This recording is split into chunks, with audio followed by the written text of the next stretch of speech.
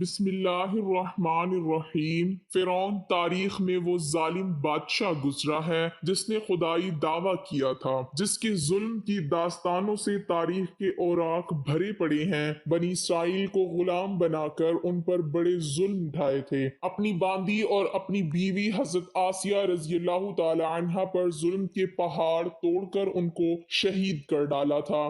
آخرکار اللہ تعالیٰ نے اس کو اس کے تکبر کے ساتھ دریائے نیل میں غرق کر دیا، اس کی حکومت کو نیست و نابود اور تہس نہس کر ڈالا، اور رہتی دنیا تک کے لیے اس کو عبرت کا نشان بنا کر یہ ثابت کر دیا کہ تکبر کا انجام صرف بربادی ہے اور تکبر صرف اللہ کی چادر ہے۔ فرعون کے محل میں ایک عورت فرعون کی بیٹیوں کے بال سنوارا کرتی تھی۔ ایک بار وہ فرعون کی بیٹی کے بال سنوار رہی تھی کہ ان کے ہاتھ سے کنگھی نیچے گر گئی۔ جب وہ کنگھی اٹھانے لگی تو انہوں نے اللہ کا نام لیا۔ جب اس باندی نے اللہ رب العزت کا نام لیا تو فرعون کی بیٹی سمجھ گئی کہ یہ تو میرے والد کو معبود نہیں مانتی بلکہ حضرت موسیٰ علیہ السلام کے اللہ پر ایمان رکھتی ہے۔ چنانچہ اس لڑکی سے پوچھا کہ کیا تم میرے والد کو خدا نہیں مانتی ہو؟ انہوں نے کہا کہ ہرگز نہیں، میرا خدا تو وہ ہے جو حضرت موسیٰ علیہ السلام کا پروردگار ہے۔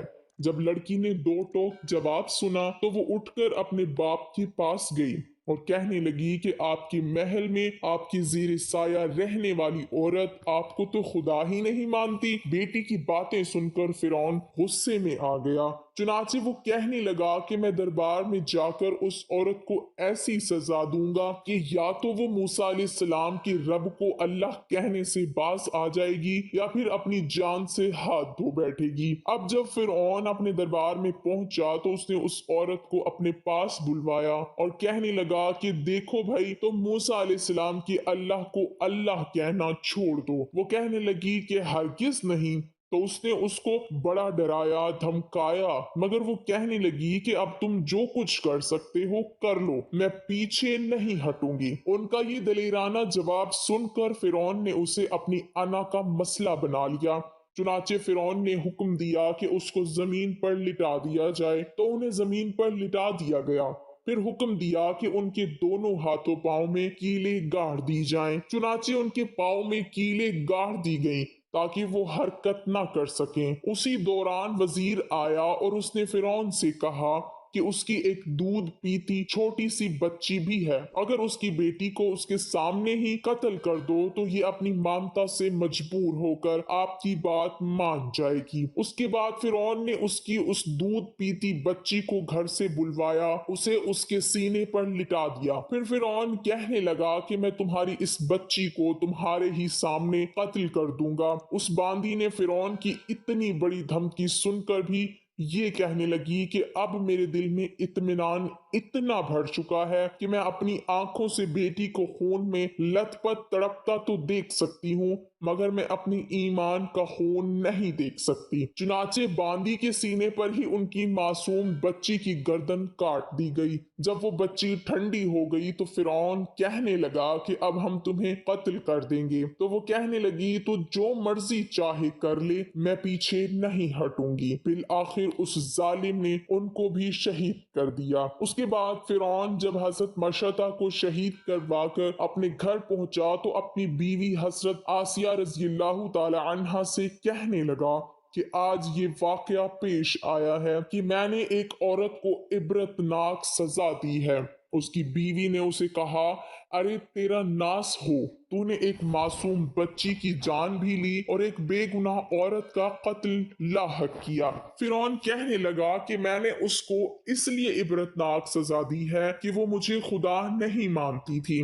یہ سن کر حضرت آسیہ رضی اللہ تعالی عنہا نے کہا کہ خدا تو میں بھی تجھے نہیں مانتی بلکہ تو ایک عام انسان ہے۔ جب فرعون نے یہ سنا تو حیران رہ گیا، کیونکہ اسے حضرت آسیہ رضی اللہ تعالی عنہا سے بڑی محبت تھی۔ حضرت آسیہ رضی اللہ تعالی عنہا کو اللہ تعالی نے بڑا حسن و جمال عطا کیا تھا۔ فرعون نے انہیں پوری قوم کی عورتوں میں سے چن کر ان کے حسن کی وجہ سے اپنی بیوی بنایا تھا، اس وجہ سے وہ ان سے بڑی محبت کرتا تھا۔ چنانچہ فرعون کہنے لگا کہ یہ تم کیسی باتیں کرتی ہو؟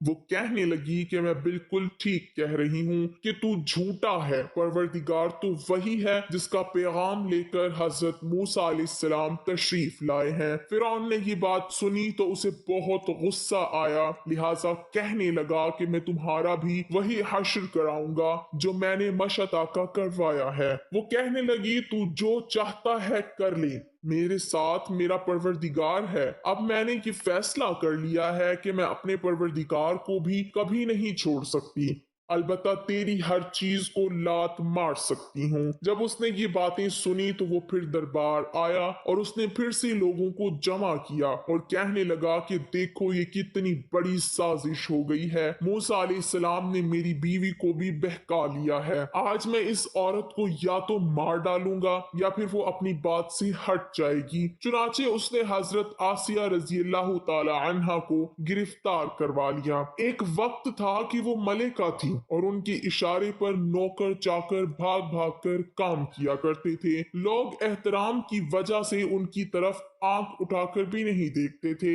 और आज वो फिरौन के दरबार में मुल्जिम बनकर खड़ी हैं सिर्फ अल्लाह की मोहब्बत में। फिर फिरौन हजरत आसिया रजी अल्लाह ताला अन्हा से कहने लगा कि तू इतने आलीशान महल में रहती है, इतनी नेमतों में पली है और मैंने तुझे अपनी महबूबा बनाया, लेकिन मैं सब कुछ तुझसे छीन लूंगा। बेहतर ये है कि तू अब भी बाज आ जा और मुझे खुदा मान ले। हजरत आसिया रज़ी अल्लाह ताला अन्हा कहने लगी कि मैंने अब ईमान कबूल कर लिया है, इसलिए मैं अपनी बात से पीछे नहीं हट सकती। चुनाचे फिरौन ने फैसला कर लिया कि मैं उसे भी सजा दूंगा। उसके बाद फिरौन ने सबसे पहले सजा के तौर पर उन्हें रुस्वा करने का फैसला किया। चुनाचे उसने कहा कि सबसे पहले इस औरत के जिस्म से लिबास उतार दिया जाए। अब सोचने की बात यह है कि किसी मर्द को कहा जाए कि तुझे लोगों के दरमियान बेलिबास कर देंगे तो उसको कैसी शर्म आती है। वो चाहता है कि जमीन फट जाए और उसमें मैं समा जाऊं। और औरत के अंदर तो अल्लाह ताला ने शर्म और हया ज्यादा रखी होती है। फिरौन ने उनके जिस्म से लिबास उतरवा दिया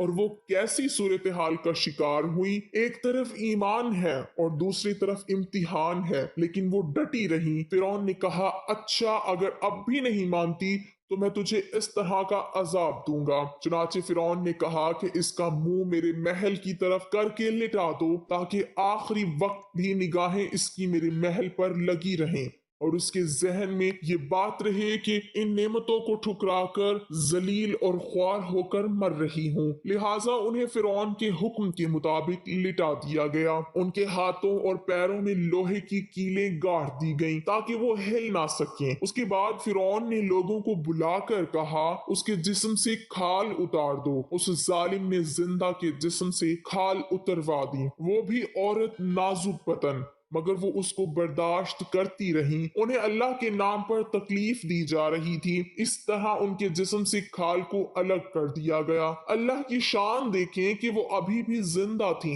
मगर जिस्म जख्म जख्म बन चुका था। फिरौन का दिल अब तक ठंडा नहीं हुआ था। चुनाचे वो कहने लगा मिर्चें लाओ और उसके पूरे जिस्म पर मिर्चें छिड़क दो। हजरत आसिया रज़ी अल्लाह ताला अन्हा के जिस्म पर मिर्चें डाल दी गईं तो वो मछली की तरह तड़पने लगी। उस तड़पने की हालत में उन्होंने अल्लाह ताला के हुजूर एक दुआ मांगी कि ए अल्लाह, फिरौन का महल सामने है और वो ये कहता है कि हमने तुम्हें इस महल से निकाल दिया, आज के बाद तुम इस महल में नहीं जा सकोगी, इसीलिए ए अल्लाह मुझे इस महल के बदले जन्नत में तेरे पास एक घर चाहिए और मुझे फिरौन और उसके अमल से निजात अता फरमा। अल्लाह ताला ने उसी हाल में उनको शहादत के मर्तबे पर फाइज फरमाया और जन्नत में हुजूर अकरम सल्लल्लाहु अलैहि वसल्लम की ज़ौजा मोहतरमा बना दिया।